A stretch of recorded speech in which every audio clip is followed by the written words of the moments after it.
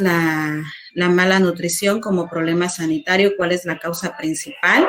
Aquí también tenemos que relacionar este diagnóstico con la seguridad alimentaria. Primero tenemos que hacer un análisis de que si esa población o esa comunidad cuenta con las características de una seguridad alimentaria, y si no, pues desde ahí vamos a partir.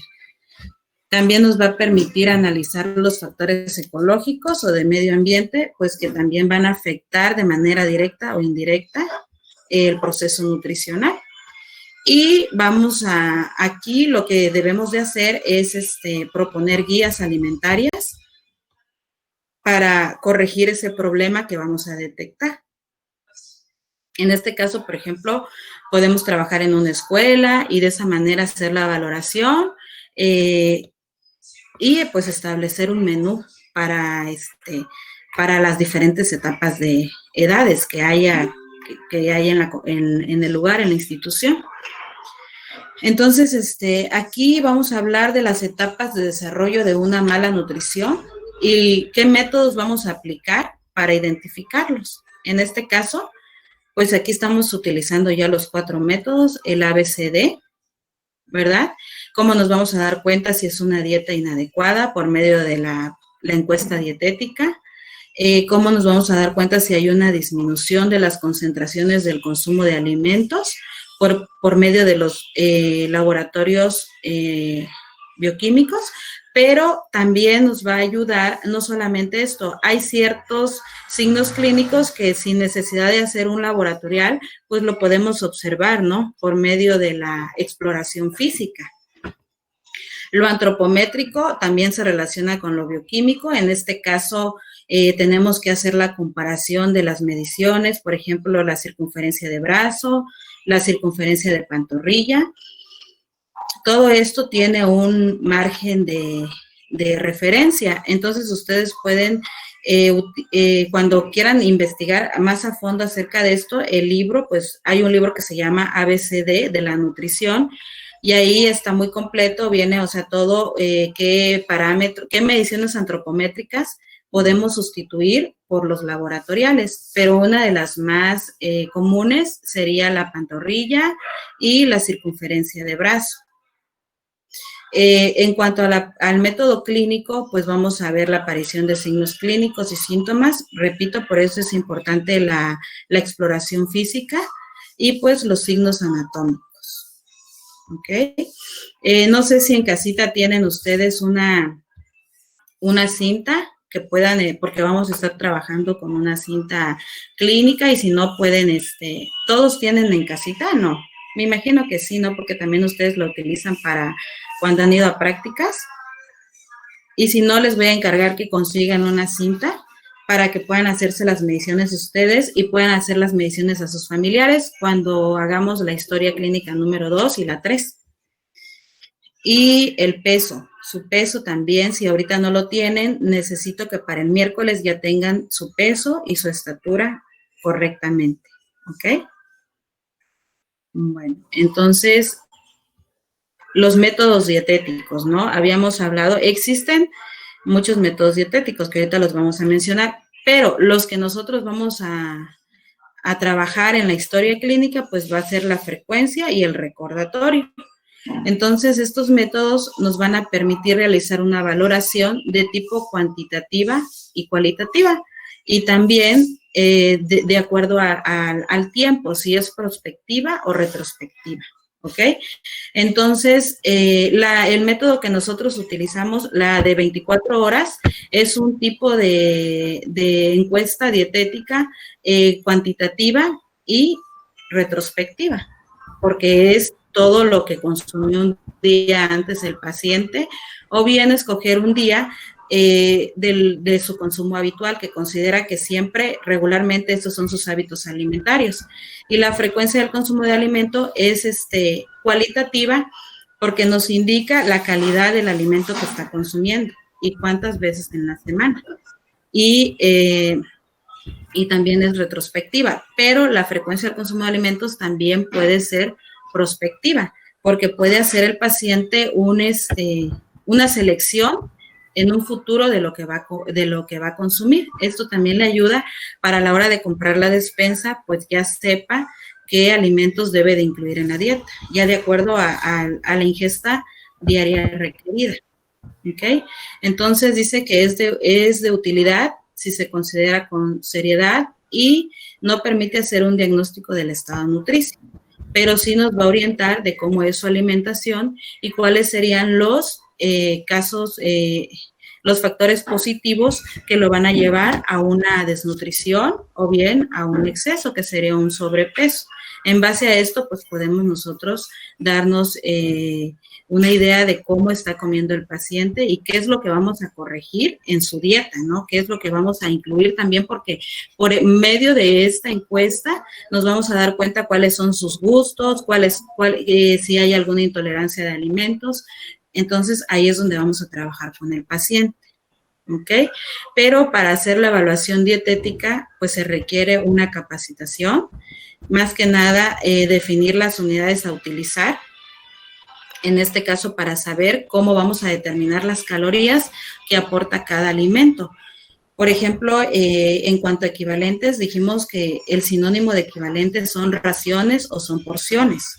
Entonces, y se va a medir por tazas, cucharadas, gramos. También existe la parte anatómica para ver, explicarle en la orientación a mi paciente qué cantidad es lo que debe de consumir de acuerdo a una palma de mano, de acuerdo a objetos que podemos utilizar para expresar esa cantidad, ¿ok? Entonces aquí dice que debemos de definir las unidades a utilizar, la temporalidad, si es prospectiva, retrospectiva, transversal, el periodo a considerar, si es de 24 horas, si es por semanas. Esto en cuanto al periodo es en la frecuencia del consumo de alimentos. Puede ser por una semana, por 15 días, por un mes, que regularmente el que más se utiliza es de una semana, que es el que nosotros también vamos a utilizar. La forma de registrar la información sobre las técnicas en la preparación de los alimentos y las tablas de referencia, que en este caso la única tabla que nosotros vamos a utilizar también es el SMAE. Ya se los enviaron. Si ya lo tienen ahí a la mano, les pido de favor que lo visualicen ahorita si tienen alguna duda. Es el momento para aclararlas. Y dice que hay otras tablas de referencia, las que maneja el IMSS, las que maneja también, hay un autor de un geriatra que también las maneja, pero son modificadas, o sea, son retomadas también del sistema de equivalentes, pero pues ya ellos lo hicieron una modificación. Esas no vamos a utilizar. Nosotros nos vamos a utilizar nada más el de sistema de equivalentes, ¿ok? Y para realizar el cálculo, la ingesta diaria requerida, estos son los programas que existen. El Nutrical es uno de los también más usados porque viene incluido con la pesa, pero esto pues ya nosotros vamos a programar, ¿no? La valoración del paciente, nada más vamos a incluir datos que es peso, talla, edad y activación física, y ya con eso nos va a arrojar la ingesta diaria de alimentos. Pero pues estos programas no van a personalizar la valoración. Pues aquí no podemos evaluar la parte clínica, no podemos evaluar los laboratorios, no podemos evaluar tampoco la dieta. O sea, estos programas nada más te van a arrojar las calorías que requiere y nada más. Tampoco podemos adecuar los alimentos de acuerdo a gustos y preferencias, pero sí se utilizan. ¿Quiénes lo utilizan? Pues en este caso quizá el personal de salud para ver al paciente, pero no darle sino para ver al paciente de manera general, como una recomendación de manera general, ¿ok? Se los compartimos a ustedes pues para que vean cuáles son los que pueden utilizar, pero la recomendación es que ustedes deben hacer la valoración de manera personal, ¿ok? Bueno, ahora vamos a ver las técnicas de evaluación que les decía es el recordatorio y la frecuencia. En cuanto al recordatorio, ustedes van a ir haciendo ahí en su libreta mientras, y el miércoles van a pasar todos estos datos en su historia clínica van a hacer el recordatorio, van a registrar el consumo de alimentos de acuerdo a horarios, desayuno y de acuerdo al lugar. Desayuno, aquí el horario, comida, el horario, cena, el horario. Si hacen colaciones, de igual manera vamos a incluir el horario de las colaciones, ¿ok? Registro de peso y medidas. En este caso, como en casa, pues no siempre tenemos una pesa, entonces lo vamos a interpretar de acuerdo a medidas, que va a ser la porción que consumieron, por ejemplo, una tortilla, media taza de chayotes, no sé. Recuerden que los equivalentes los vamos a fraccionar en enteros o en medios, no los podemos fraccionar en cuartos. Entonces, si ustedes a veces surge la duda de que dicen, es que me comí un sándwich y le puse 2 rebanadas de tomate únicamente y le puse una rebanada de lechuga. Entonces, esos son ingredientes. Si no alcanza la porción para uno o medio equivalente, se toman como ingredientes, que quiere decir que no altera el porcentaje en cuanto a energía. ¿Ok? Regularmente es muy poca la cantidad y se maneja así. Y la encuesta es de duplicación, que nosotros vamos a llevar como que ese control, porque es lo que regularmente siempre consumimos, ¿no? La frecuencia del consumo de alimentos puede ser de manera todos los días o bien de acuerdo a la dieta habitual. Esto, por eso les digo, podemos programar qué alimentos vamos a consumir una vez que tengamos ya el cálculo requerido por el día. Y si no, la dieta habitual, los vamos a tomar de la dieta habitual. En este caso, nosotros vamos a tomar el de la dieta habitual. Y aquí tenemos los métodos, las ventajas y las desventajas de cada encuesta dietética. En este caso, les digo, es el registro de consumo, puede ser la pesada directa, el recordatorio de 24 horas, la frecuencia del consumo y el consumo usual. Regularmente la pesada directa, esto se hace en instituciones que requiere que la dieta sea de manera muy personalizada. Por ejemplo, en los hospitales, regularmente en el hospital militar utilizan la pesada directa, ¿ok? Para dar la dieta al paciente. Pero en pacientes ambulatorios se utiliza más el de 24 y la frecuencia, ¿ok? Entonces, ¿cuáles son las ventajas? La de 24 horas, pues, es una aplicación sencilla, es una escasa influencia sobre los hábitos alimentarios y elevada tasa de respuesta. Entonces, y la frecuencia del consumo, pues vamos a observar los hábitos de ese paciente, ¿no? Entonces, estos son los que vamos a utilizar más, pero los demás también son válidos para utilizar. Una vez que tenemos ya el recordatorio de 24 horas, tenemos que hacer el porcentaje de adecuación. Entonces, el porcentaje, ustedes ya han realizado esta fórmula con sus pacientitos que han tenido hasta ahorita.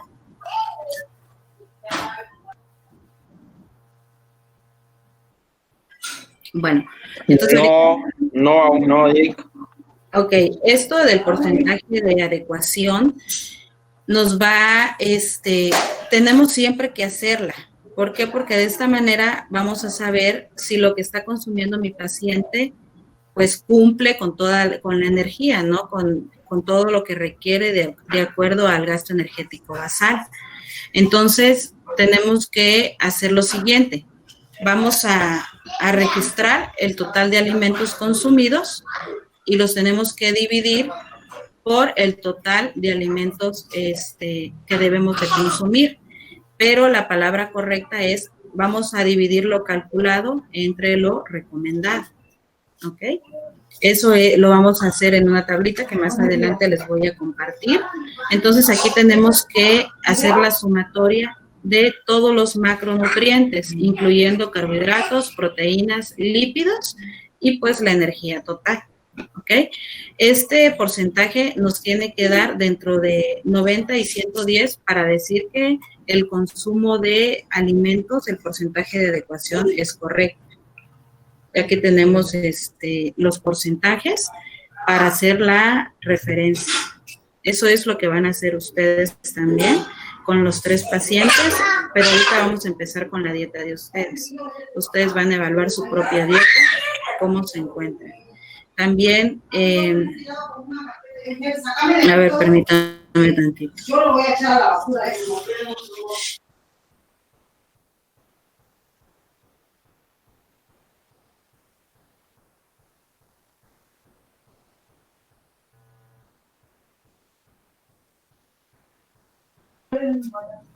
Entonces,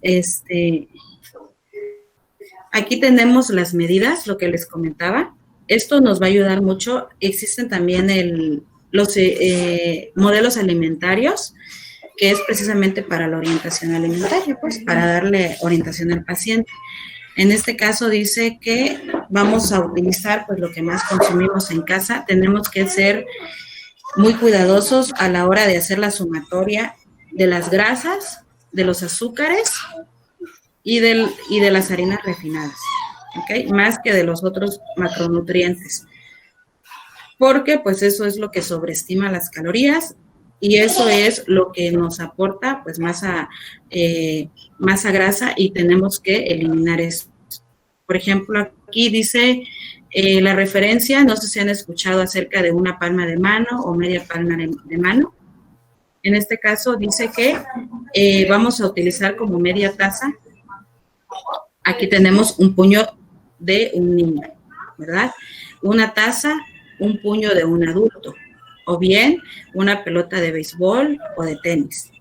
Tenemos 90 gramos de bistec, que sería una palma de mano de una mujer, 120 gramos de bistec, que sería una palma de mano de un hombre, una cucharada de mayonesa, de mantequilla, de aceite, del que vayan ustedes a utilizar para el consumo de su alimento, es un pulgar de dedo. Pero también esto lo podemos medir por cucharadas soperas o cucharadas cafeteras, si a ustedes se les hace más práctico.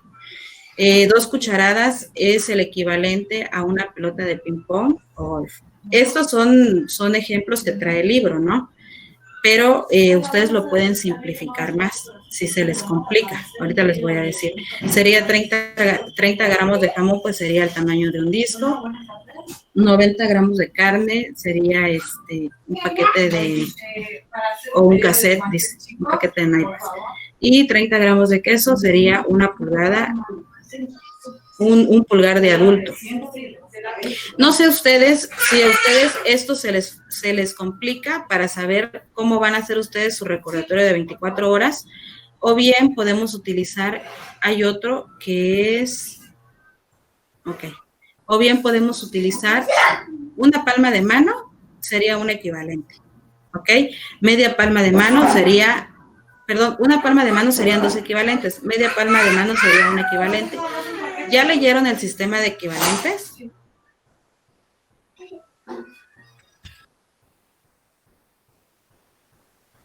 ¿Ya leyeron el sistema de equivalentes, jóvenes? Con 500. Bueno. Bueno, entonces así lo vamos a manejar. Como media palma de mano sería un equivalente. Y en cuanto a las grasas, vamos a manejar una cucharada sopera. Sería un equivalente en cuanto a grasas y los equivalentes de azúcares. Permítanme.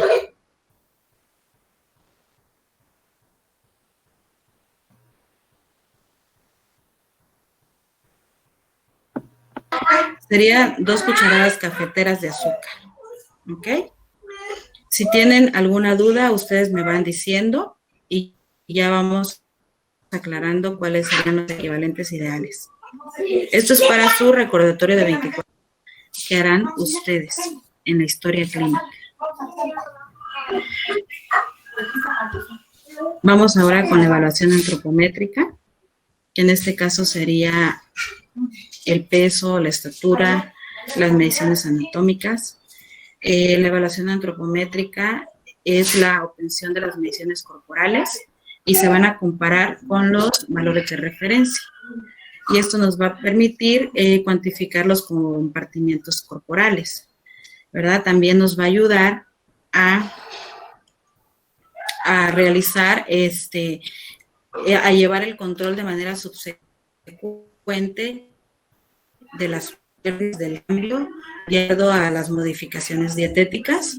Y pues la antropometría es un método muy sencillo, no es invasivo y nos ayuda para conocer situaciones de excesos, deficiencias o normalidad, ¿verdad? Y estas mediciones se deben realizar, las debe de realizar un personal capacitado y con el equipo adecuado. Debemos de revisar que la pesa esté calibrada, que el estadímetro esté colocado de una manera como de acuerdo a como se pide, como lo dice las indicaciones. La antropometría entonces va a evaluar las dimensiones físicas y composición corporal del individuo. ¿Cuál va a ser nuestro equipo? La pesa, la cinta y el plicómetro. Este plicómetro es el más práctico, lo podemos encontrar también en las tiendas, enfrente del hospital regional, lo venden, cuesta 90 pesos. Si ustedes lo quieren comprar para utilizarlo cuando son equipos que siempre sirven, entonces, pues lo debemos de andar siempre, ¿no? Y va a permitir detectar estados moderados y severos de una mala nutrición, ¿no? Así como problemas crónicos. Entonces, es de bajo costo y de fácil utilización. ¿Cómo vamos a medir la estatura? La estatura es una medición súper práctica, creo que todos podemos realizarla, pero debemos de utilizar la técnica adecuada. En este caso, dice que el individuo tiene que estar en posición vertical, desde el punto más alto hasta los talones, en posición firmes. Y se va a medir en centímetros. Entonces, también lo más ligero posible, tenemos que pedirle al paciente que regularmente siempre llegue con la misma, el mismo, si va a llegar con mezclilla o va a llegar con ropa suave, regularmente que llegue con la misma, no con la misma ropa, pero sí lo más ligero posible, y si llega con ropa más pesada, tenemos que restarle esos gramos, ¿no? Entonces, para tener una mejor, mejor dato de la estatura. Los niños, el paciente tiene que estar descalzo, porque recuerden que pues los zapatos trae un centímetro agregado al zapato en la suela, entonces eso también va a sobreestimar el diagnóstico. Principalmente en los niños sí tenemos que tener más cuidado en que tienen que estar descalzos, porque ¿no? Con 1 o 2 centímetros de más, esto ya nos puede indicar un sobrepeso o una desnutrición, cuando a veces no es así. Y pues ya espantamos a la mamá, la dieta también la vamos a sobreestimar, entonces sí tenemos que ser muy cuidadosos en esta parte. Y pues en los adultos mayores tenemos que la estatística 2 meses de algún problema de osteoporosis, una otra o algún otro problema de columna. En los adultos podemos hacer la medición 2 veces al año. Ya con esa estatura nos vamos a quedar. Y el peso sí se va a registrar cada mes. Y en los niños sí, la estatura pues debe de ser cada mes, los primeros 5 años, regularmente. ¿Ok? Entonces, para estimar la estatura en pacientes encamados, en pacientes que tienen indicaciones de reposo absoluto, vamos a utilizar la altura de rodilla. Esta medición, no sé si ustedes ya la han realizado alguna vez. No. No, bueno. Esto es más para pacientes hospitalizados, ¿no? O, bueno, no, también pacientes ambulatorios que están en silla de rueda. Entonces, vamos.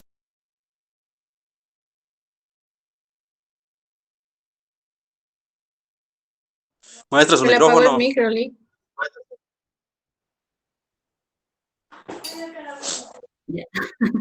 Gracias. Vamos a sustituir los datos con la fórmula de Chumlea. que es la que se utiliza más. De igual manera, hay muchas fórmulas cómo podemos sustituir este dato, pero la más acertada, pues, es la de Chunlea. ¿Cómo vamos a hacer esta medición? Vamos a utilizar con la cinta métrica la distancia que hay entre el talón y la parte más alta de la articulación de la rodilla. Entonces, esto por la parte lateral externa con la pierna flexionada formando un ángulo de 90 grados. Entonces, tenemos que hacer esta medición y ya con este dato la sustituimos en la fórmula de Chunlea. Y también existe otra medición que en lugar de hacerla de altura de rodilla, pues vamos a hacer la media brazada, que también es más práctica y pues la vamos a hacer de acuerdo a la media brazada multiplicada por 2 y esa va a ser la estatura de mi paciente. ¿Ok? También podemos estimar el peso en pacientes que tienen también indicaciones de reposo absoluto. Vamos a hacer la estimación de peso de acuerdo a la estatura. Vamos a darle la dieta con un peso ideal. Sobrepeso es otra de las alternativas que vamos a utilizar. Esta es la fórmula que vamos para sustituir los datos. Está la fórmula para hombres, para mujeres, y esto es lo que nos pide, ¿no? La estatura, la edad, el sexo, y le tenemos que agregar, la estatura va a ir en centímetros. Ok, ahora ¿cómo vamos a medir el peso? Pues es con una báscula, principalmente revisar que la pesa esté calibrada y también la medición se realiza con la menor ropa posible y sin zapatos. Vamos a colocar los pies de manera paralelos en el centro y tenemos que el paciente tiene que estar erguido con la vista hacia al frente, sin moverse, ¿ok? Y ya con esto vamos a hacer pues el índice de masa corporal con la fórmula que ya todos sabemos y lo vamos a comparar con los parámetros de acuerdo a la norma 043. Tenemos que tener la precaución de ver si mi paciente se encuentra en talla baja o si en una talla normal para dar un buen diagnóstico. Ok, aquí tenemos los parámetros. Aquí otros autores, este es de la OPS, pero para población mexicana vamos a utilizar el de la OMS, que sería el que está en la norma 043. Aquí tenemos el ejemplo de cómo, creo que eso ya ya ustedes ya saben cómo realizar el IMC, ¿no? Ya tienen la fórmula. Y aquí vamos a ver la clasificación. La más actual, que sería la del 2012. Esta sería la más actual. Aquí también podemos observar ahí los puntos de corte. ¿Ok? ¿Sí ya pueden verla? No, licenciada. ¿No la ven? No. No, ay, es que le di pantalla completa. A ver, pero ni así se ve. Ah, bueno. Sí, pero entonces, yo no Luis la ve. Sí, yo también la veo. Ah, bueno.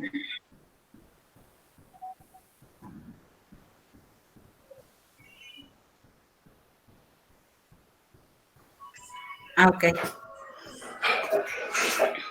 Bueno, pues aquí ustedes, esto pues lo van a encontrar ahí, pueden encontrarla fácilmente, ¿no? En la norma 2012.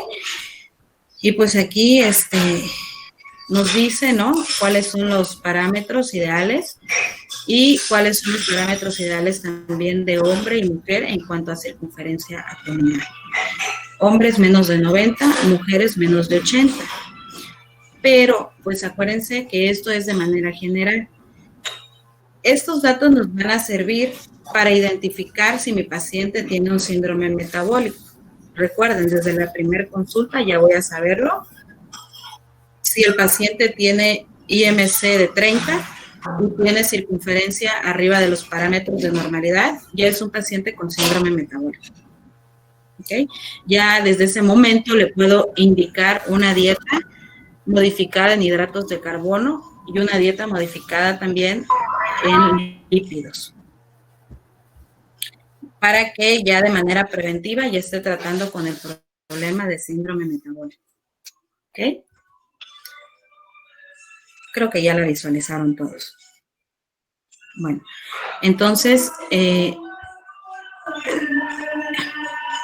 estos son los riesgos no de padecer de acuerdo a la circunferencia de cintura, que es un indicador que evalúa el riesgo de las comorbilidades más frecuentes asociadas a la obesidad. Pero tenemos que hacer siempre la distribución en cuanto a cintura-cadera para saber qué tipo de obesidad va a tener el paciente. ¿Ok? Esto es como que un ejemplo también de cómo podemos saber el índice de masa corporal. Pero el que vamos a utilizar es el otro. La circunferencia de brazo, tenemos que hacerla, tomar la parte media del acromión y olecranón. Vamos a marcar con un pequeño, con una pequeña marca, para que de esa manera ese sea el punto medio para obtener el porcentaje de grasa y de proteína. ¿Ok? Dice que la circunferencia de brazo es la medida se expresa en centímetros y sirve para conocer el estado nutricional del paciente. En este caso, si vamos a utilizar la circunferencia de brazo como único parámetro para valoración nutricional, solo nos va a indicar si el paciente está en un exceso o en una deficiencia, únicamente. Para saber porcentajes de grasa total y proteínas totales, tenemos que utilizar el plicómetro, ¿no? Los pliegues. La circunferencia de cintura, la vamos a hacer también, de acuerdo, por eso les digo en casa, muy importante que tengamos la cinta. Y esto nos va a permitir conocer la distribución de la grasa abdominal. La tenemos que medir en la parte media, entre la última costilla y la parte superior de la cresta ilíaca. Más o menos es arribita de donde está el ombligo. Ahí tenemos que pasar la cinta y hacer la medición en centímetros. ¿Ok? El punto, pues aquí tenemos las referencias, menos de 90 y menos de hombre. Nada más aclarar que esta medición, en el único paciente que no vamos a obtener un resultado confiable es en los adultos mayores. En el adulto mayor se omite esta medición antropométrica. ¿Ok? La circunferencia de cadera también la vamos a utilizar, le vamos a medir la parte más prominente y en posición firmes, y la cinta se toma de manera vertical en la parte más prominente de los glúteos. Esa sería nuestra circunferencia de cintura. Y ahora tenemos que, ya teniendo la circunferencia de cintura y de cadera, tenemos que hacer la distribución. Vamos a aplicar la fórmula que es índice cintura-cadera y vamos a comparar con los parámetros de referencia. Si quieren ir anotando, por favor, estos parámetros, porque son los que vamos a utilizar en las 3 historias clínicas. Bajo riesgo, moderado y alto. Ok. Esto nos va a indicar el riesgo que tiene mi paciente. Puede ser que el paciente tenga un IMC normal, tenga un peso ideal, pero esto nos va y puede salir en un riesgo moderado. Esto quiere decir, pues, que quizá hay que complementar con laboratoriales para ver cómo están las concentraciones en sangre de glucosa, colesterol, triglicéridos, para corroborar esta medición si llegara a salir en riesgo moderado o en riesgo alto. Hay pacientes con peso ideal, hay pacientes que sí salen con una alteración aquí. Y la distribución de la grasa.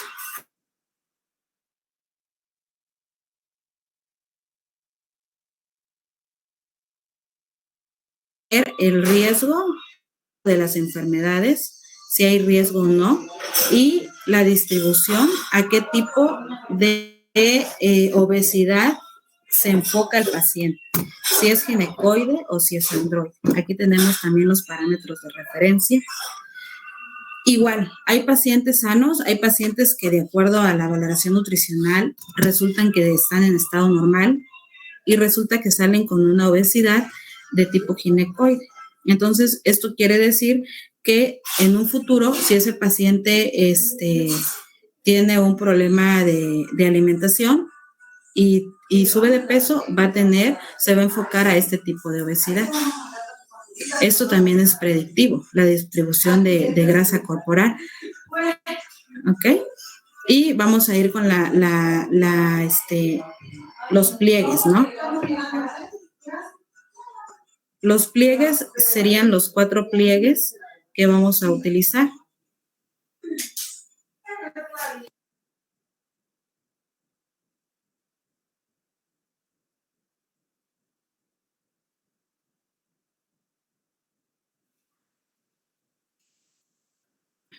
Aquí vamos a hacer la medición de pliegues, que sería el tricipital, bicipital, suprailiaco y subescapular.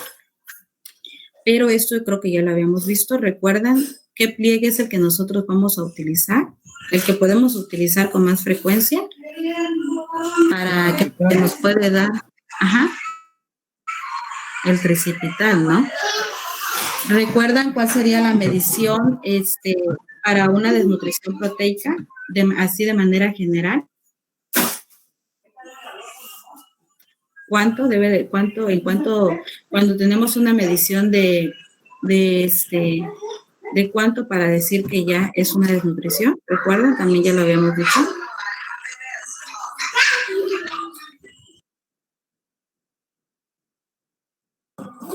¿No recuerdan?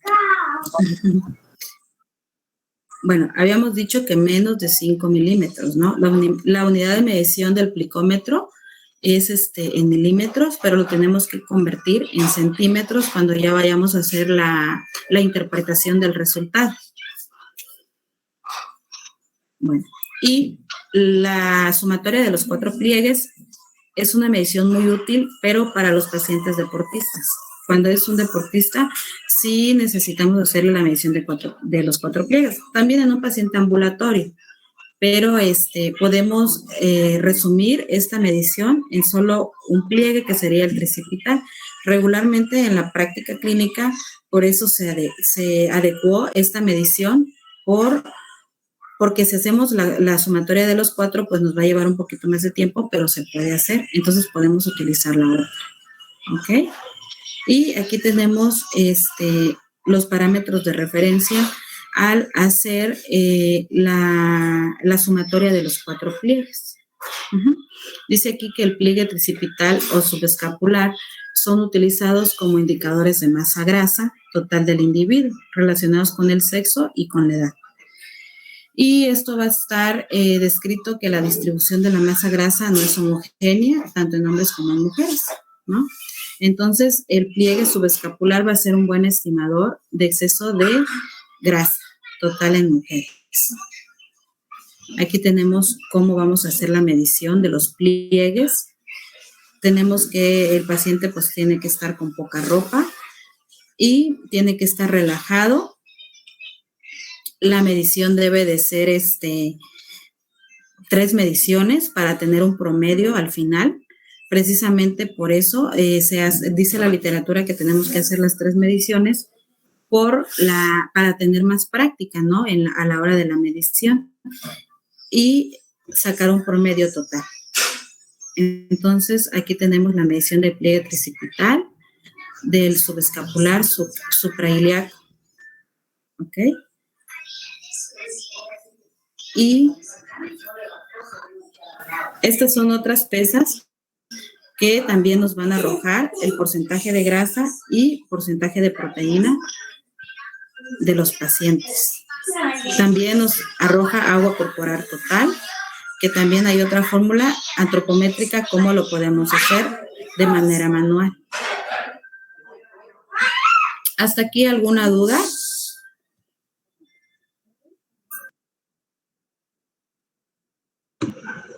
No, gracias. Bueno. Sí, Nick, lo del ese pliegue de tricipital es el que se usa para el estado de nutrición del paciente.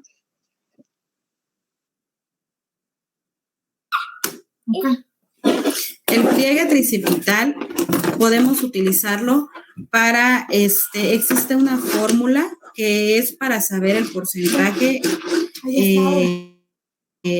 porcentaje total de proteínas y de grasas. Podemos utilizar solo el pliegue tricipital con la circunferencia media de brazo. Entonces, ambos nos van uniendo las dos mediciones, nos va a dar el porcentaje de grasa y porcentaje de proteínas. Para hacerlo necesitamos tener un glicómetro, hacer la parte media, ¿no? La medición de la parte media del brazo, del olecranol y acromión. Y ahí vamos a tomar el pliegue tricipital. Regularmente vamos a ubicar el glicómetro 1 centímetro abajo de donde está la medición, y tenemos que decirle a nuestro paciente que se relaje, que relaje el brazo para poder hacer bien la medición y tomar el pliegue. No debe de doler, porque si duele es que ya estamos tocando otras partes anatómicas del cuerpo.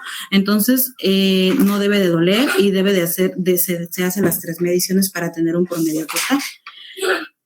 Existen los parámetros de referencia que no los incluimos aquí porque regularmente cuando estamos en clases presenciales se los doy, pero se los voy a mandar al grupo para que ustedes puedan realizarlo, ¿ok? Lo puedan realizar en casa.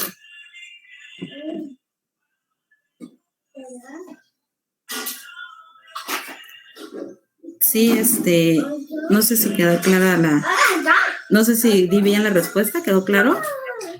Sí, Nick. Ok. A veces, pues estamos ahorita a distancia, ¿no? Pues una de las ventajas cuando estamos ahí en clínica, pues es que lo hacemos de manera, pues, física, ¿verdad, Carlos? Hicimos las 2 mediciones, que fue la del tricipital, y también hicieron la de los 4 pliegues, ¿no, Carlos? ¿Está por ahí, Carlitos?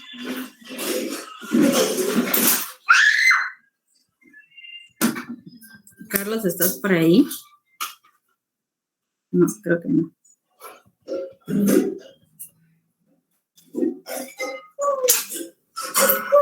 Ok, vamos a continuar.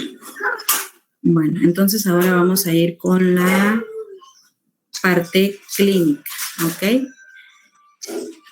Pues aquí en la parte clínica tenemos que complementar los laboratorios con la exploración física. Tenemos que comparar lo que observamos con las concentraciones en sangre de de los macronutrientes. En este caso, vamos a ver los datos. En la evaluación clínica, pues tenemos que incluir datos del paciente, cuál es el motivo de la consulta, estado de salud actual, enfermedades crónicas que presenta, historia psiquiátrica, cuántas cirugías hay, las terapias médicas, la historia familiar, historia de la salud dental. Todo esto lo incluye la historia clínica. El uso de medicamentos, la historia social, la historia alimentaria y nutricia. Y aquí vamos en la exploración, tenemos que hacer la inspección, la palpación, la auscultación, ¿verdad? Entonces, tenemos que empezar desde la cabeza hasta los pies para dar un buen diagnóstico y identificar principalmente los signos clínicos asociados a un problema de nutrición. Aquí vamos a ver los signos clínicos asociados más que nada a las deficiencias de vitaminas, de macro y micronutrientes.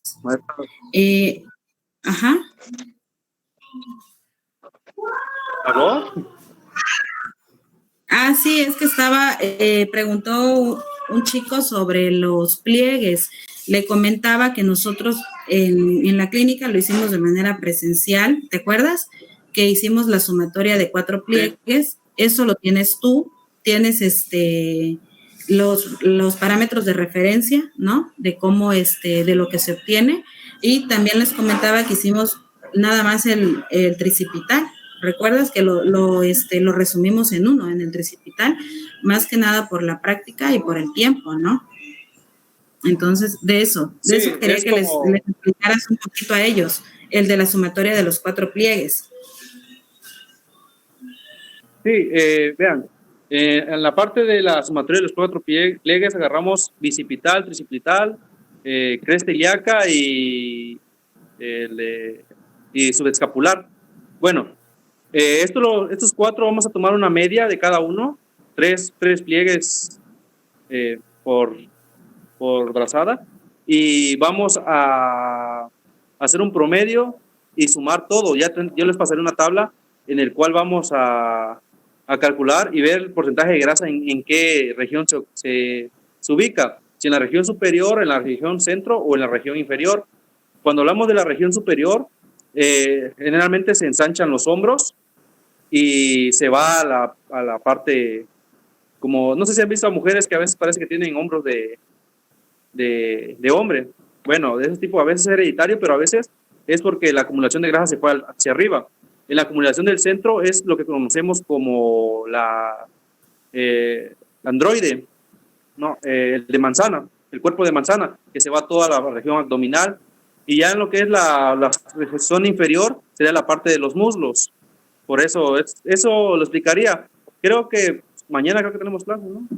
Para que voy a buscar un chivo expiatorio para que les pueda explicar más o menos lo de los pliegues y así sea más visto, porque esto es más práctico que teórico, pues, porque si no lo realizamos, pues no van a entender bien la lógica de esto.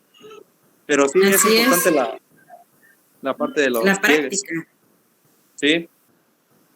Sí, tenemos que hacerlo de manera física, pues, si no es más complicado, ¿verdad? Bueno, es práctico, pero sí como que en cuanto a las mediciones tienen que ser más exactas y sí tenemos para que sean más confiables. Pero por el momento, por eso les digo, podemos utilizar solo el tricipital para tener una medición más confiable, y el tricipital nos va a dar un promedio general, no por zona, sino de manera general, si hay un exceso de deficiencia de grasas y de proteínas en la composición corporal total. Sí, así es. Si esto está en exceso o deficiencia, pues ya vamos a continuar a ver en qué zona del cuerpo es donde está el exceso. ¿Ok? Ya tenemos que individualizarla.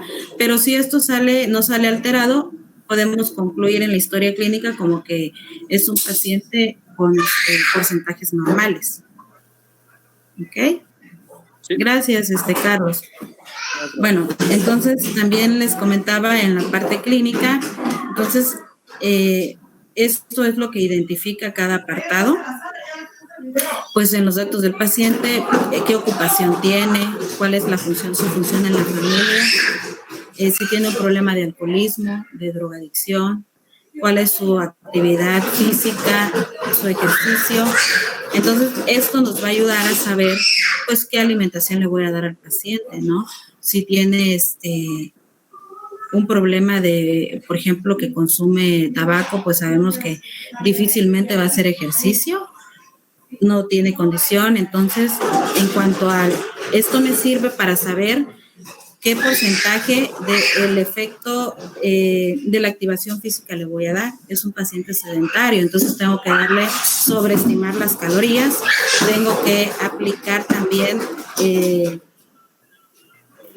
no voy a aplicar aquí la encuesta de la fórmula de Harris-Benedict, sino voy a preferir utilizar la empírica, porque recuerdan que eso nos aporta menos caloría. Entonces, en base a esto voy a saber cómo hacerle su ingesta diaria, cómo calcularla. En el estado de salud actual, pues si el paciente está afectado por alguna enfermedad, alguna lesión en curso, su estado de hidratación para saber cuánto de agua le voy a dar en la dieta. Entonces, si ha presentado cambios recientes en peso corporal, hay pacientes que van disminuyendo peso y no lo saben, y eso se debe a alguna enfermedad crónica. Entonces aquí voy a hacer la detección de esto, de la pérdida de peso. Aquí tengo que ubicar su peso habitual y su peso real. Y si no, si mi paciente me informa que él ha perdido peso, pero no sabe cuánto, pues aquí es donde vamos a utilizar la fórmula de pérdida de peso para ver si su peso ha sido una pérdida significativa o no. Las enfermedades, ¿qué tipo de enfermedades tiene? Pues para saber el tipo de dieta que voy a aplicar. Si la dieta va a ser modificada únicamente en consistencia o también va a ser modificada en nutrientes. ¿Qué tipo de dieta voy a agregar? Si debo de agregar una polimérica vía oral, o algún otro suplemento alimentario que pueda cubrir las necesidades del día de mi paciente. Aquí la idea es que mi paciente, yo tengo que garantizar esa nutrición, ¿ok? Independientemente del tipo de desnutrición que tenga mi paciente, puede ser por una causa primaria o una causa secundaria. Yo tengo que, la función del personal de salud en brindarle la orientación es que cumpla con esos requerimientos. Ver la historia psiquiátrica, no si hay un problema de depresión, trastornos en la conducta alimentaria. Estos son riesgos nutricionales en el paciente que van a afectar de manera directa en la nutrición de ellos. Entonces, recuerden que si hay un problema así, pues no tiene que verlo el especialista para que pues se lleve a cabo la función del proceso nutricional. De lo contrario, no vamos a obtener resultados positivos.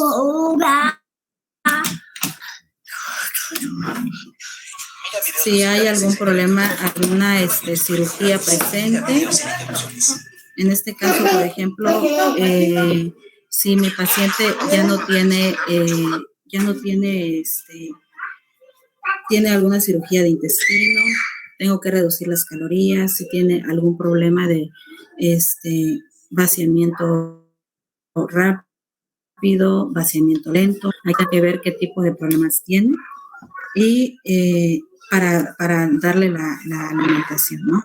Y terapias médicas, qué tipo de tratamiento, diálisis, hemodiálisis, quimioterapia. Recuerden que regularmente los pacientes con cáncer ya es una dieta a complacencia que se da, es lo que el paciente tolere.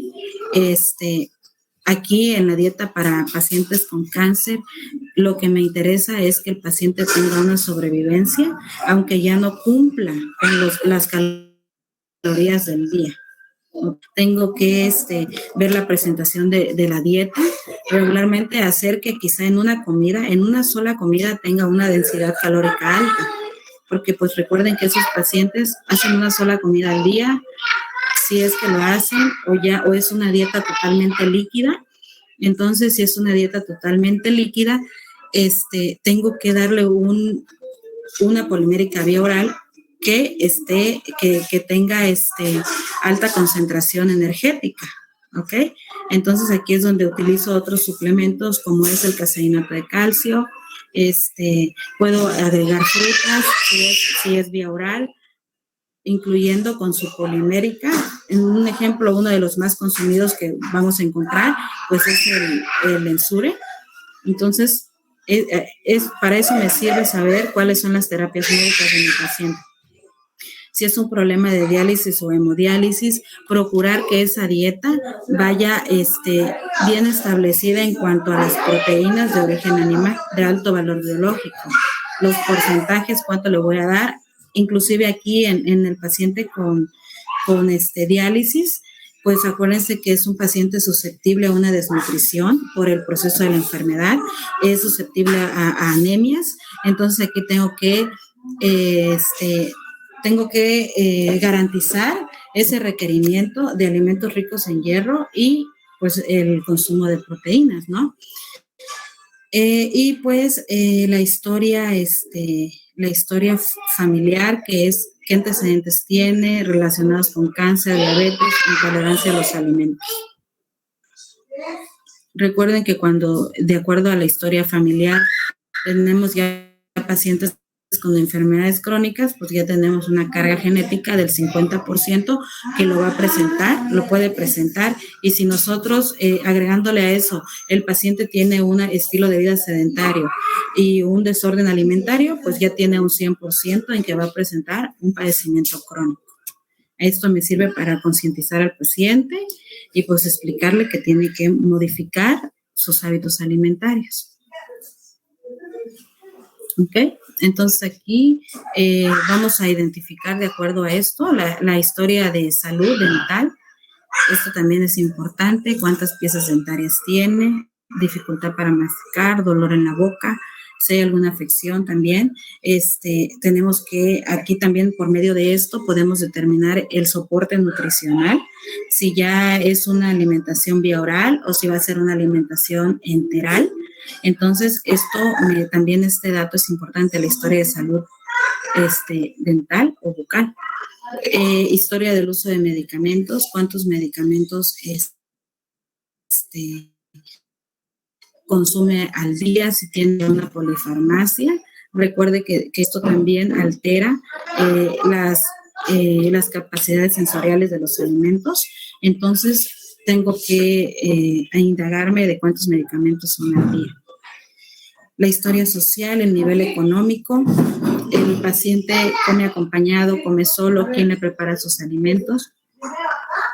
Aquí más que nada también vamos a incluir la seguridad alimentaria y las características de la dieta correcta. ¿Ok? Lo que comentaba la vez pasada el biólogo, ¿no? Cuáles son las creencias religiosas, lo que veíamos en la primera unidad, cuál es la aceptación de la dieta, la situación de su vivienda. Entonces, esto también me va a ayudar para saber qué alimentos le voy a proporcionar. La historia alimentaria y nutricia, antecedentes alimentarios y nutricios, tener un panorama de sus hábitos y horarios de comida. Ok, y estos son los signos clínicos que vamos a observar en mi paciente y son los que tenemos que plasmar en nuestra historia clínica. No sé si ya ustedes revisaron su historia clínica. Creo que, Carlos, ¿estás por ahí? Carlos, creo que en la historia clínica no incluye estos datos. Ustedes lo van a agregar en la parte de diagnóstico. Entonces, ahí en el diagnóstico, vamos a hacer el diagnóstico de acuerdo al ABCD. Entonces, en el apartado C, que es el clínico, ustedes van a ir desarrollando todo lo que observaron. En este caso, en la primera historia clínica es la personal. Ustedes van a hacer su propia autoevaluación de cómo encuentran cómo están estas características corporales. Por ejemplo, vamos a revisar las conjuntivas, si son conjuntivas pálidas. Esto se debe a una deficiencia de hierro, ácido fólico, vitamina B12. Si hay manchas de Vitor, esto es por deficiencia de vitamina A. Ahorita más adelante vemos un ejemplo de lo que son las manchas de Vitor, que regularmente estas manchas lo van a presentar los niños menores de 5 años, pero también se puede presentar en otra etapa, en otra edad, si el paciente ya tiene una desnutrición, si ya de acuerdo a su antropometría tiene una desnutrición, la estomatitis angular, por medio de una deficiencia de riboflavina, ¿verdad? Las encías esponjosas y sangrientas, como es la gingivitis, es falta de vitamina C. El crecimiento tiroideo, tenemos que ver el cuello, ¿no? Si es palpable, desplazable, y de lo contrario sería una deficiencia de yodo. Si hay edemas de una cruz, de 2 cruces, de 3 cruces, es por falta de energía y proteína. principalmente en miembros inferiores. Si todo esto está bien, vamos a colocar en la historia clínica que los miembros están completos e íntegros, ¿ok? Si hay disminución de la circunferencia de pantorrilla, esto se debe a un problema de... Permítanme un momento.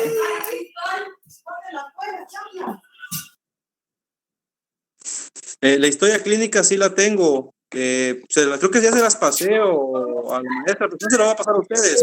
Sí, ya se las dimos, pero ¿sabes qué, Carlos? Ahí no incluye no incluye las características de lo que se van a observar en la parte clínica. Entonces, ahí las vamos a ir agregando para que vayamos así desde la cabeza hasta los pies, ¿no? Y hacer una exploración física completa. Sí, porque no la incluye, ¿verdad? Ajá. Eso lo expliqué hoy con el grupo, el A y el... No, con el... Ustedes son el A, creo, ¿verdad? Con el B y el A, creo.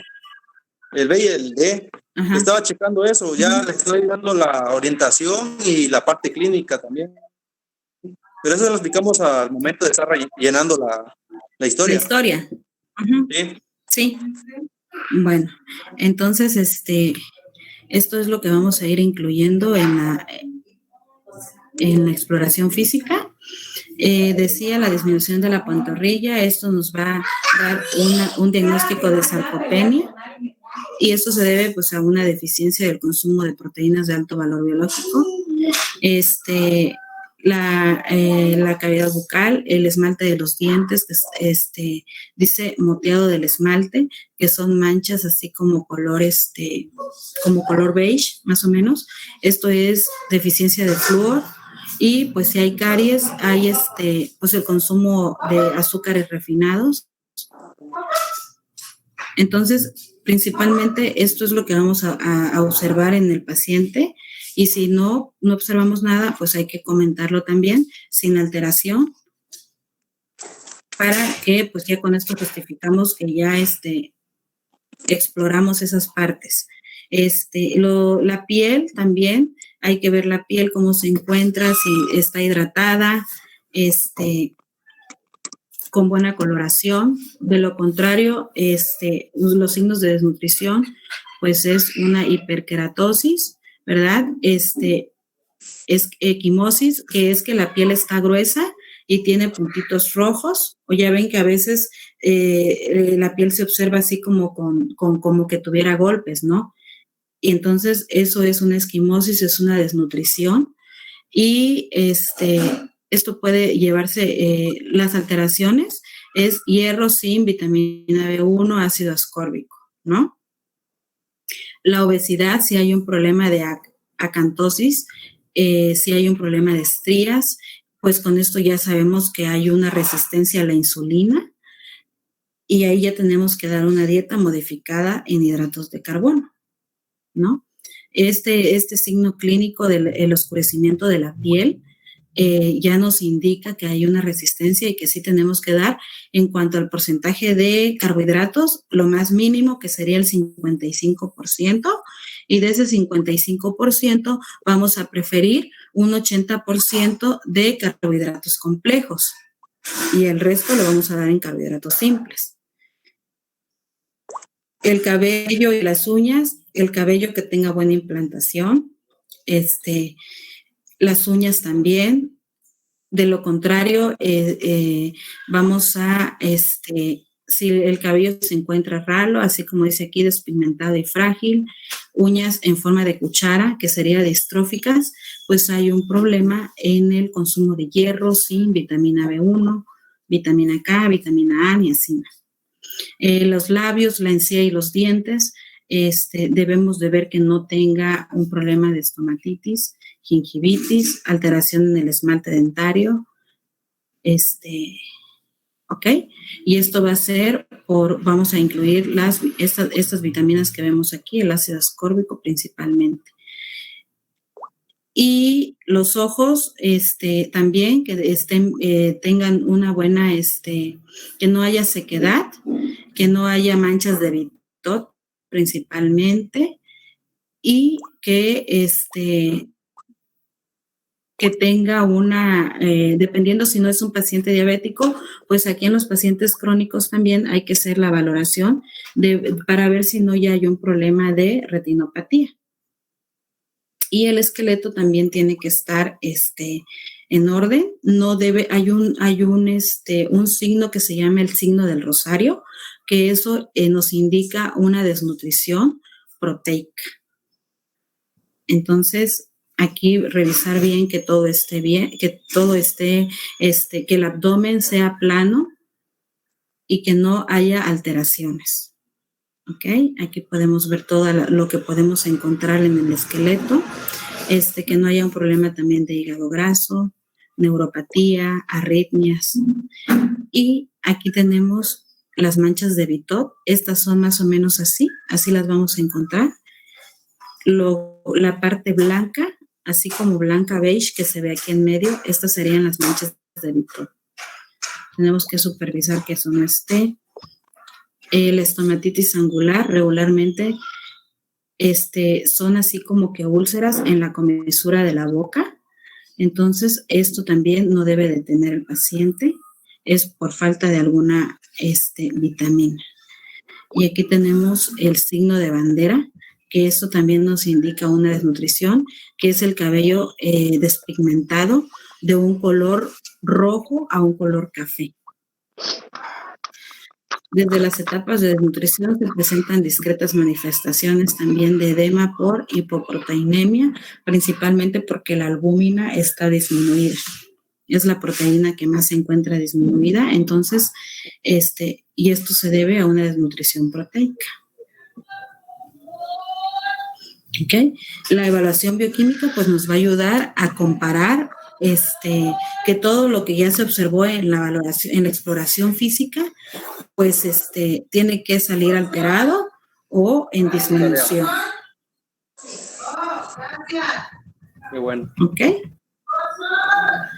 Entonces, la evaluación bioquímica nos va a también permitir detectar excesos o deficiencias. Oye, Carlos, ¿ustedes a los otros grupos les están pidiendo laboratoriales o eso ahorita por el momento no? Por el momento no. Generalmente se le da a los pacientes, bueno, también a ellos, pero casi al final de las prácticas. Es que ves que la historia clínica personal ellos tienen que complementarlo con los laboratoriales, los básicos, pero ahorita no sé cómo los estén manejando ustedes. Pues hasta ahorita no hemos avanzado con eso. Bueno, hoy quedamos hasta lo que es frecuencia alimentaria y el recordatorio de 24 horas. Pero creo que va a ser hasta la última semana. Bueno, de todas maneras, como nosotros ya vamos a empezar el miércoles con la historia clínica personal, si alguno de ustedes tuviera alguna cita médica y se va a tomar muestras de laboratorio, pues las vamos a incluir en la historia clínica. Si no, pues esa parte la vamos a emitir solo por la situación que estamos ahorita y pues vamos a dar una dieta para paciente normal, ¿ok? En este caso, que sería la personal. Ustedes van a trabajar para una dieta para paciente normal o bien de acuerdo a lo que se obtenga en el índice de masa corporal. Entonces, vamos a la parte bioquímica también nos va a dar un resultado de los desechos corporales, ¿verdad? De las fallas orgánicas que hayan, entonces por eso es importante. Y vamos a ver, esto es lo mismo, para detectar las enfermedades. Y en cuanto a la parte bioquímica, dice la dietética que si nosotros damos una dieta que cumpla con todos los porcentajes de macronutrientes, recuerden que eso nos debe de dar un 100%, entonces estamos cumpliendo también con los micronutrientes. Los micronutrientes, repito, no los vamos a contabilizar, únicamente se van a contabilizar en ciertas enfermedades y que únicamente son 2. ¿Cuáles son los que sí vamos a contabilizar en la dieta? Calcio y hierro. Calcio, hierro, ajá, ¿sí? ¿Cuál otro? Magnesio, fósforo, Ujú, sodio. sodio.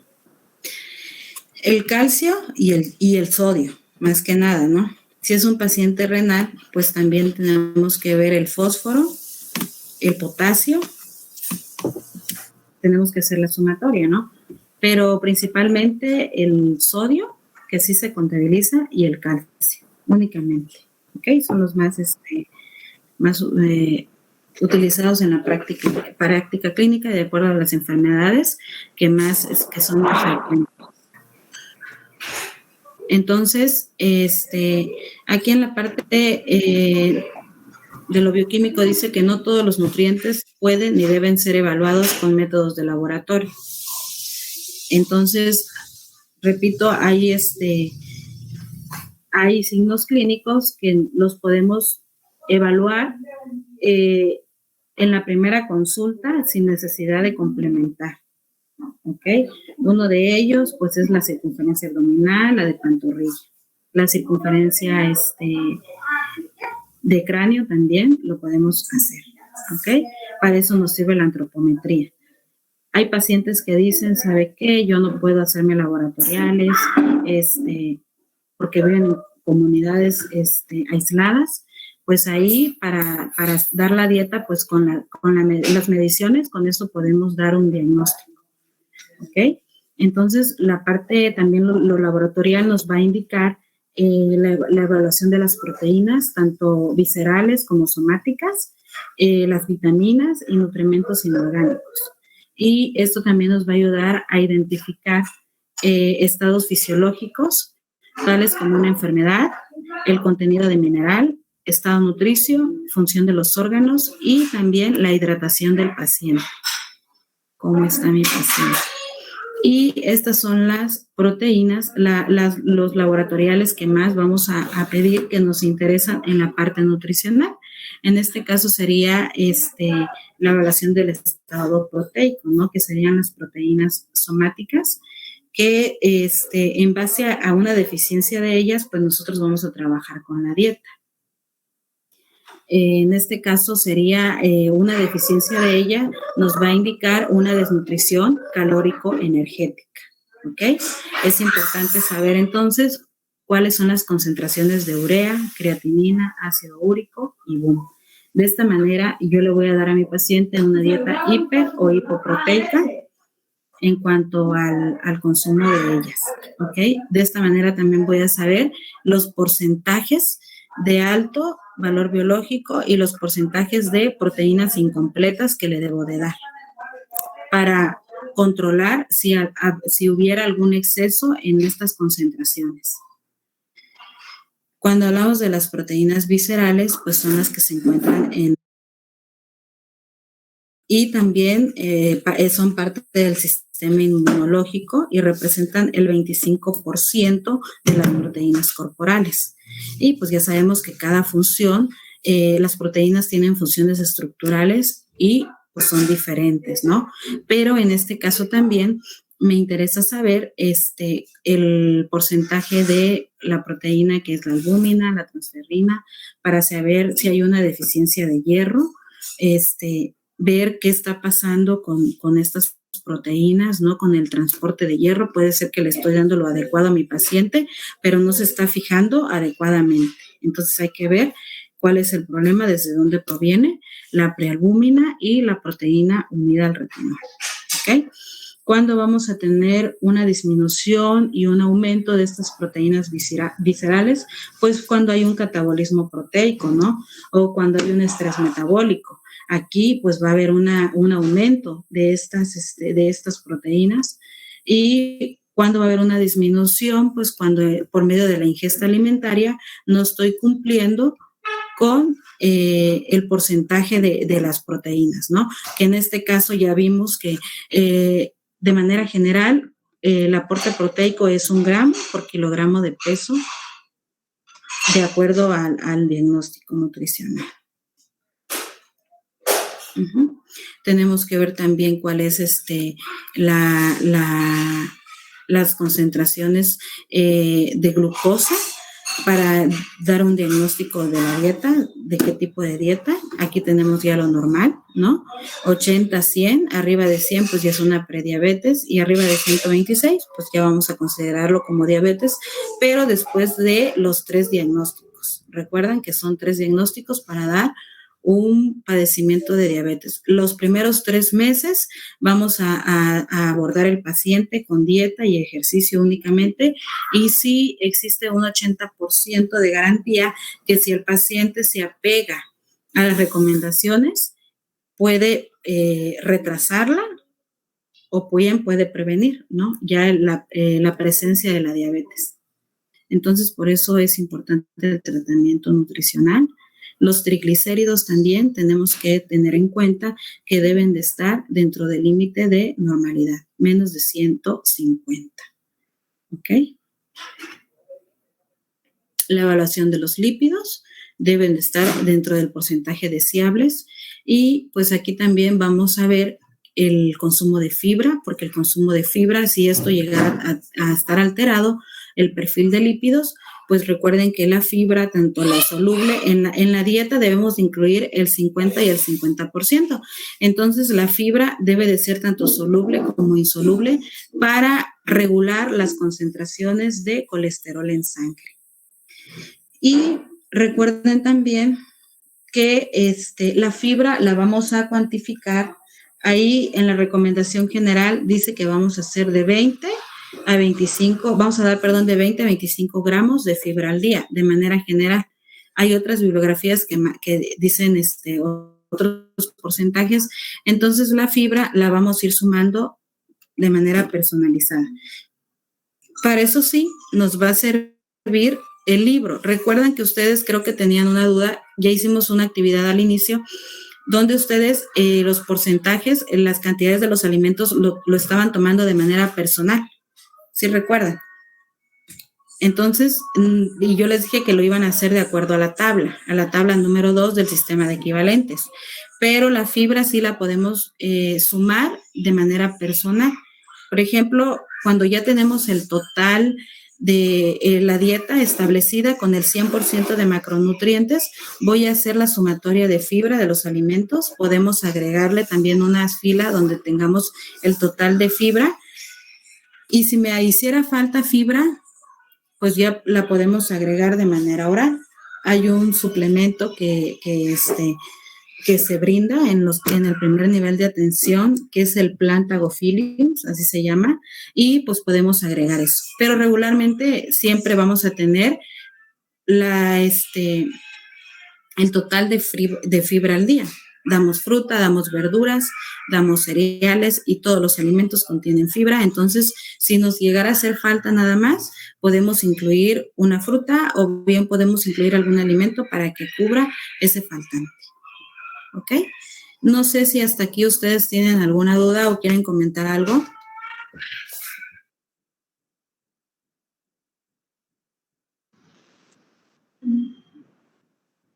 Bueno, si quieren puedo hacer una colaboración.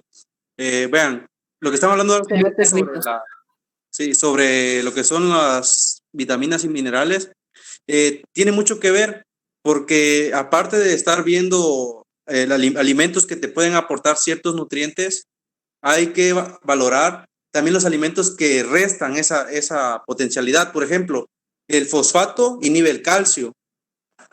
Y el fosfato lo podemos encontrar en lo que son los refrescos embotellados, Coca-Cola y todo eso. La cafeína también hace que haya una retención de calcio y también inhiba la absorción de la hormona del crecimiento. Por eso es importante ir valorando los alimentos que pueden inhibir, o así como los medicamentos. También hay alimentos que van a promover que las vitaminas entren, así como es la vitamina C. La vitamina C es un precursor para que las demás vitaminas entren al organismo y tengan una función específica. Ya en lo que es las proteínas tienen que tener un correcto control en una dieta de un paciente normal o un paciente diabético o cualquier tipo de pacientes. ¿Por qué? porque al paso de la edad, las proteínas van teniendo características regenerativas, así como también plásticas, pues hacen que las estructuras se moldeen. Ya ustedes ya saben que la célula está formada mayormente por proteína, y es lo que nos va a ayudar mucho a mantenernos bien. ¿Alguna otra pregunta?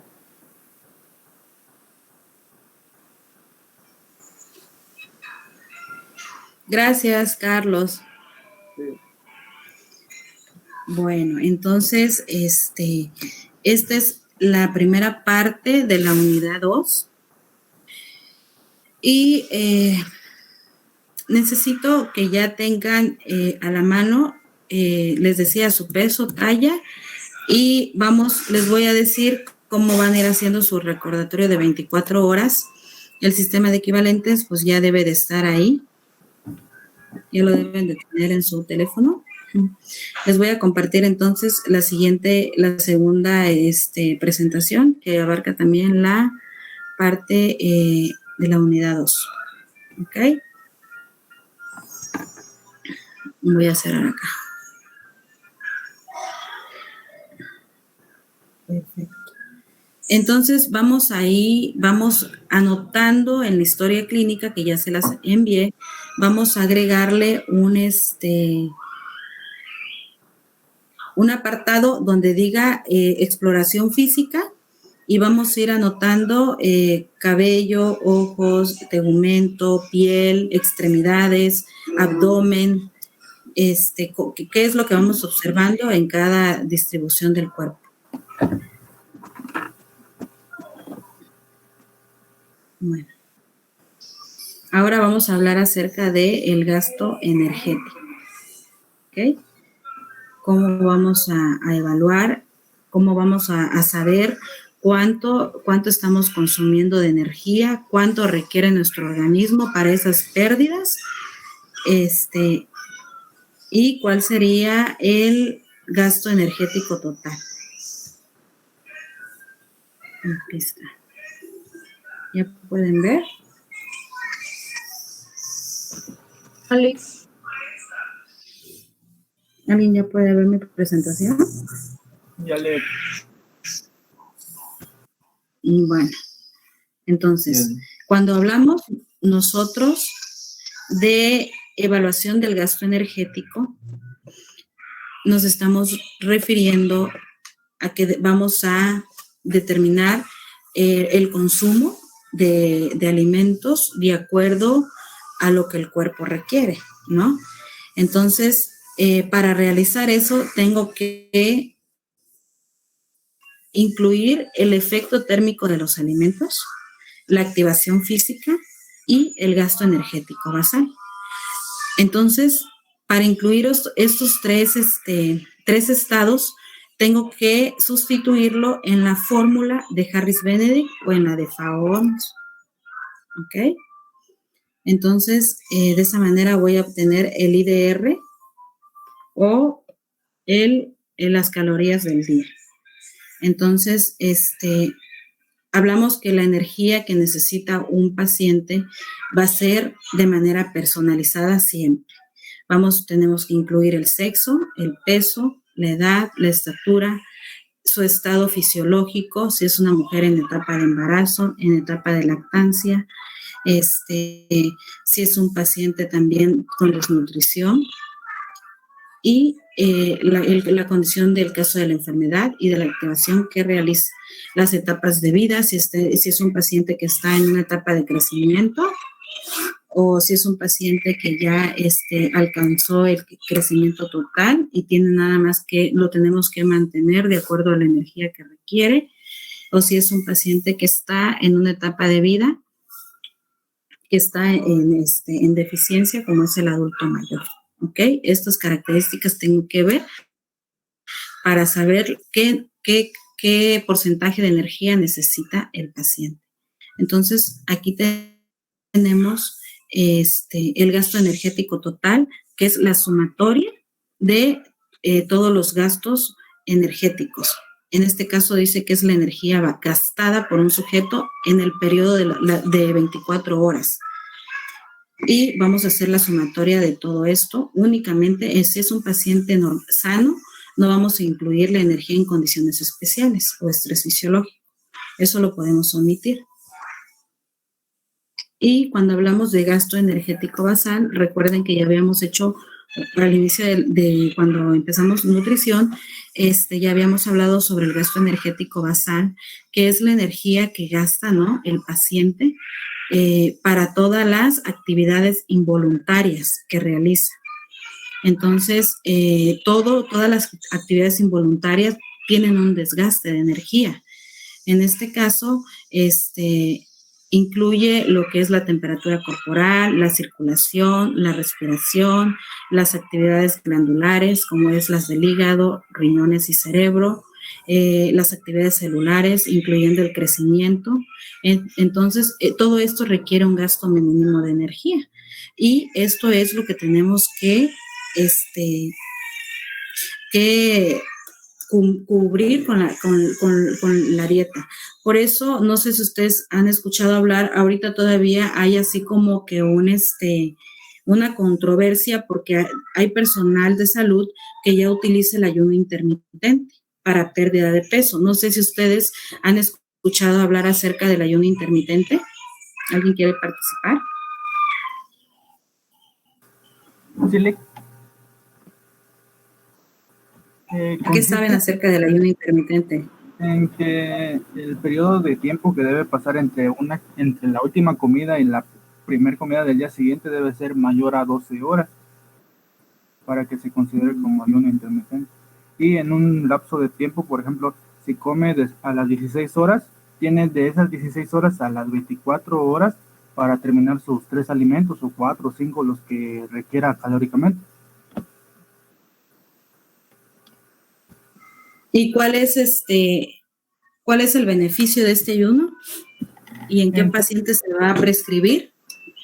Se supone que el beneficio es para que llegue a haber ¿cómo se podría decir? El déficit energético que se dé por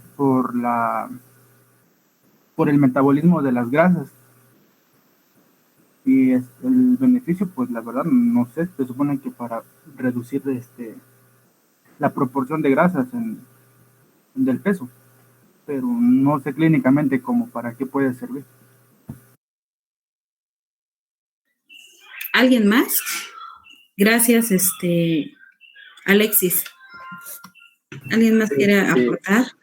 Yo solo sé, he escuchado que consiste en, por ejemplo, una semana comer normal y ya luego ayunar un día completo o 2 días, pero en esos 2 días que se ayuna, como tal no es, se pueden consumir 500 calorías en cualquiera de esos 2 días, según lo que he escuchado. Es intermitente, una semana como normal y ya luego ayuno un día o 2 días, pero en esos días puedo consumir un máximo de 500 calorías, según he escuchado, pero no sé muy bien tampoco sobre eso.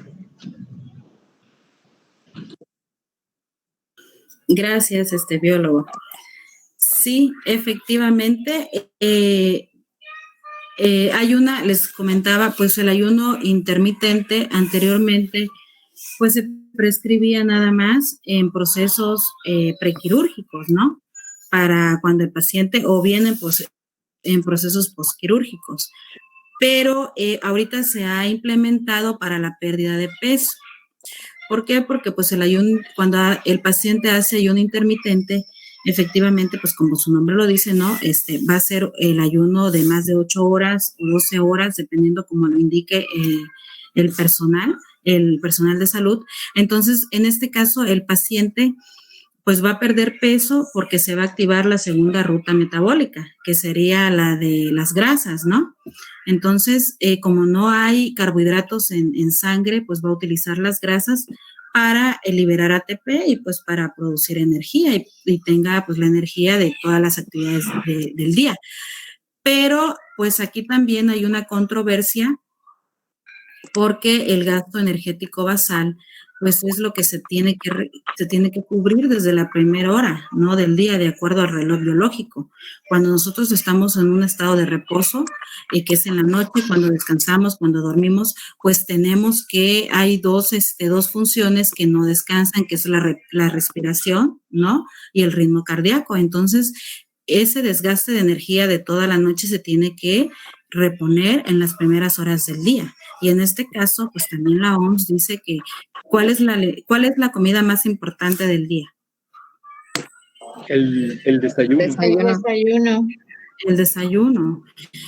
Y pues por eso les da una controversia que los ayunos intermitentes para la pérdida de peso todavía están en un proceso de certificación, si se aplican o no, aunque en algunas clínicas ya las aplican. Y pues lo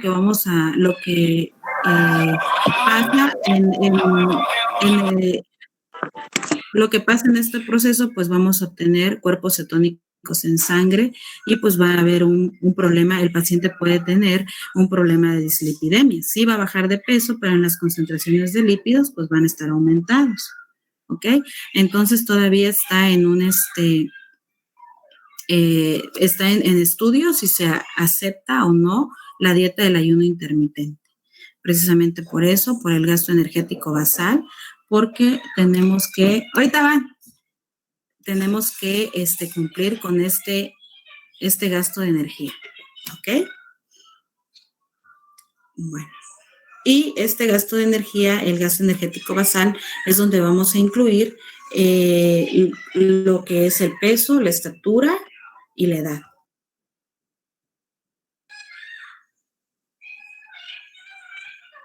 Ok. Aquí tenemos donde dice que el metabolismo basal va a constituir un gasto energético relativamente constante o básico y pues va a ser de manera individual.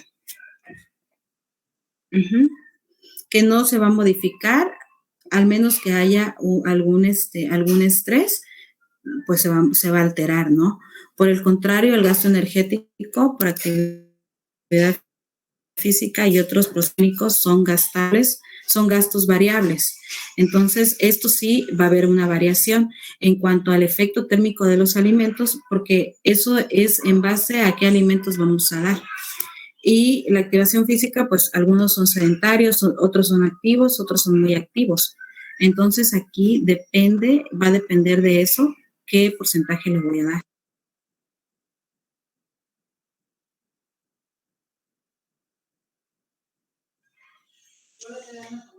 Bueno, entonces, por el contrario, entonces, no podemos mantener esos porcentajes como una constante, ¿no? Y el efecto térmico de los alimentos, pues es la energía que se requiere para los macronutrientes que consumimos en la dieta, ¿ok? Regularmente esto va a ser un 10%, es del 6 al 10% del gasto energético total, pero nosotros ahorita lo hemos manejado como un 10% porque como la dieta que prescribimos es una dieta equilibrada, de acuerdo a los porcentajes adecuados de macro, pues por eso vamos a utilizar también en las 3 historias clínicas, vamos a utilizar el 10%. ¿Ok? Entonces dice que esto se refiere a la cantidad de energía requerida para digerir, absorber, metabolizar y almacenar los nutrimentos contenidos en los alimentos. Y vamos a darle un 10%. Pero también, de manera general, aquí tenemos los porcentajes de acuerdo a cada grupo de alimentos. ¿Cuánto es el consumo de energía de cada uno de ellos? Dice aquí que de carbohidratos es del 5 al 10% del gasto energético basal, de lípidos del 0 al 5%, proteínas del 20 al 30% y dieta mixta pues va a ser del 6 al 7%. Pero para el cálculo vamos a utilizar el 10% de manera general. ¿Ok? Entonces, también por esto, precisamente por el proceso de la termogénesis alimentaria, tenemos que tener cuidado en los tiempos de la dieta, ¿no? Los tiempos se recomiendan que comamos de 2 a 3 horas por cada intervalo de tiempo. Tengamos un horario establecido para el desayuno, para la colación, para la comida, de 3 horas, de 2 o mucho 3 horas, precisamente por este gasto energético. ¿Ok?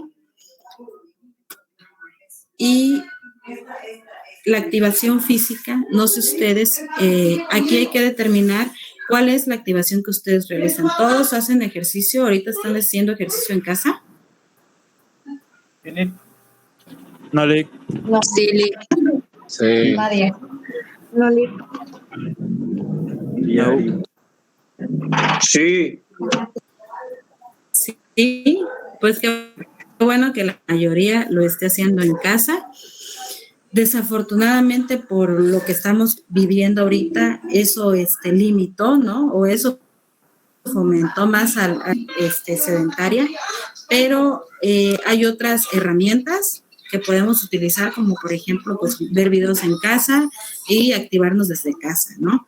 Entonces, de acuerdo a lo que ustedes, a la activación que ustedes hagan en su historia personal, van a ponerle ustedes el porcentaje, ¿ok? Ya eso van a hacer una evaluación ustedes en casa de qué porcentaje de activación física consideran que hacen ustedes. Si es un paciente sedentario, nos estamos refiriendo a que es un paciente que no hace ejercicio, que hace únicamente las actividades de la vida diaria.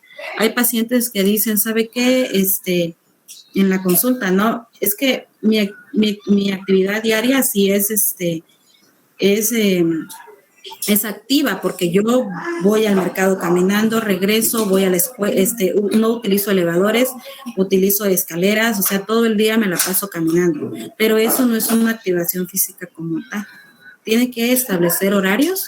Una activación física es no interrumpir el ejercicio por lo menos los primeros 40 minutos. Eso es una activación física. Y que tiene una disciplina que es de lunes por lo menos 5 veces a la semana consecutivas. Eso sí es una activación física. De lo contrario, son actividades de la vida diaria y los vamos a considerar como un 10%, que es un estilo de vida sedentario. ¿Ok? También pacientes encamados, vamos a dar el 10%, sedentario del 10 al 20%, que regularmente nosotros vamos a utilizar el 10%, moderada del 20 a 30% y fuerte un 60%. Quiero que le tomen una foto a esta diapositiva para que lo tengan ustedes y hagan un análisis de en qué rango se encuentran ustedes. ¿Ok? ¿Pueden visualizar la diapositiva? No, Lick, la puede hacer más grande. Ahí está. Ya la hice pantalla completa. ¿Ya? Bueno. Entonces, ya creo que nos queda poquito tiempo. Vamos a continuar para mañana con la clase. Necesito entonces que ustedes lean a qué se refiere cuando hablamos de actividad ligera, moderada y alta, y hagan una clasificación en cuál se encuentran ustedes, ¿sale? Para ya mañana empezar a hacer el cálculo y empezar a avanzar con la historia clínica del miércoles. Entonces, con esto vamos a terminar hoy para continuar mañana bien. Y vamos a trabajar la historia clínica personal, como nada más nos vamos a estar viendo una vez a la semana. Entonces, yo considero que la historia clínica personal la vamos a ver en 3 miércoles. ¿Ok? Para que así nos dé tiempo de ver las 3 historias. Porque oficialmente el semestre termina el 24 de noviembre. Me parece que sí, biólogo, ¿verdad que el 24 termina o estoy mal? Si estoy mal, corríjame, por favor. El del 24 o 26, bueno. Algo así. Pero creo que a partir del 20, sí, a partir del 20, digamos, ya todos tienen que estar evaluados, ¿no? A partir del 20. Entonces, sí, digamos que desde el 20. Entonces, eso se va a agregar en la historia, en la parte de Edúcate, pero vamos a trabajar entonces el 7 de octubre, 14 y 21 con la historia clínica personal.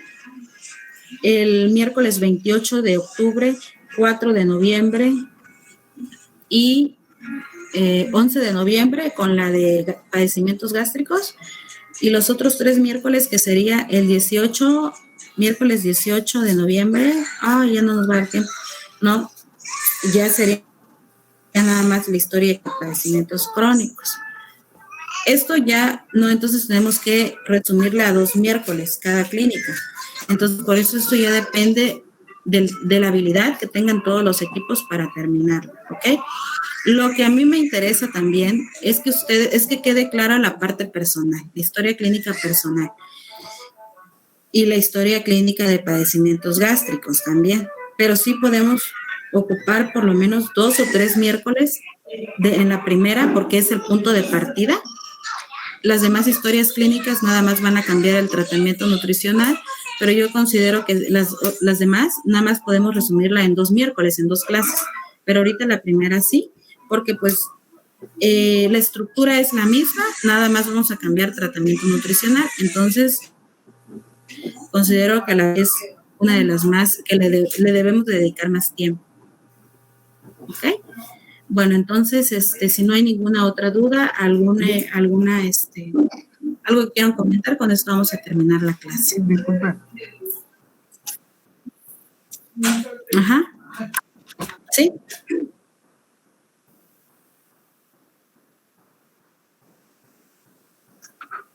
Miren, me gustaría que estuviéramos trabajando por este medio, porque ya le había comentado a Luis, yo sé que en Zoom como que hay más, está mejor, ¿no? El audio, la resolución y todo, pero voy a intentar crear la página.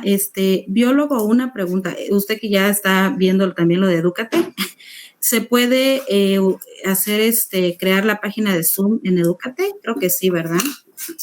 ¿Lo estoy trabajando así? El link, yo trabajo he estado con Meet también en Geronto. Pero por medio del correo UNACH. Sí, por medio del correo UNACH, y en Zoom creo que no sé, ahí se puede entrar, pero con cualquier correo. No sé si en la plataforma de Educate se puede comunicar. Miren, ahorita para el momento mañana yo les voy a porque sí se les complica por este medio, por mí, o no les parece, o por qué. Es que se están saliendo unos compañeros, licenciada, y se corta y no se...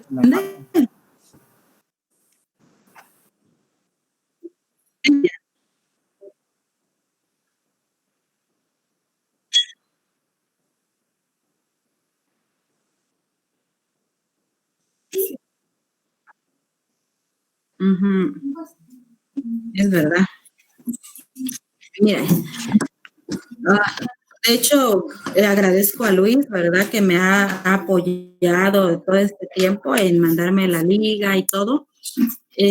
Nada más que fíjense que, pues sí, la semana pasada nos enviaron un comunicado a todos los docentes que tenemos que dejarle evidencia en el correo, porque de esa manera, pues desde Rectoría pueden visualizar en cualquier momento. Pero déjenme ver, voy a preguntar si ustedes me mandan la liga y yo le doy copiar y ya la subo a la página, a la plataforma, ¿ok? De esa manera es. Ajá.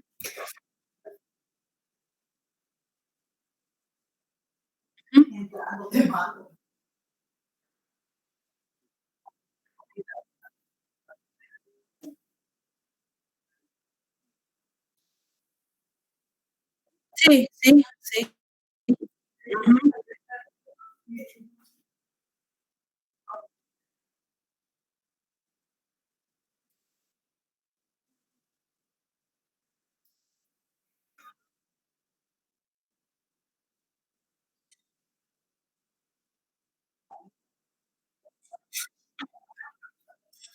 Bueno. Sí, sí. Miren,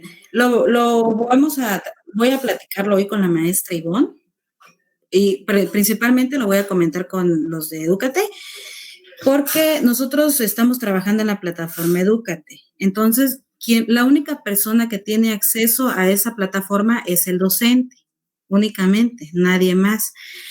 En cambio, en el correo UNACH, como está la vinculación, al correo UNACH tiene acceso todas las personas, pues, o sea, allá las autoridades tienen acceso a entrar a ese correo y visualizar la clase, ya queda grabada en automático, sin que ellos tengan que entrar a mi página, a Edúcate, ¿ya?